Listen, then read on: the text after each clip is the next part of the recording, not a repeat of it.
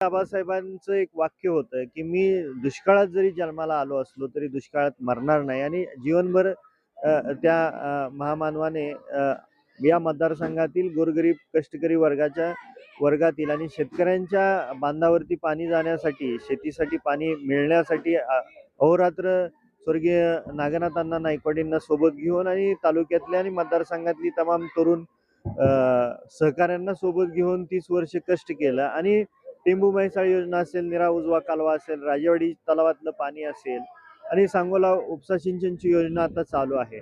अशा विविध सिंचन योजनेच्या माध्यमातून आज सांगोला तालुक्यात सर्व क्षेत्र हे ओलिताखाली येते. याचा मनस्वी आनंद होतो आणि 2019 पूर्वीच स्वर्गीय आबासाहेबांनी तालुक्यातला शेतकऱ्यांचा जो सिंचनाचा प्रश्न होता तो 70% क्षेत्र हे ओलिताखाली आणलं होतं.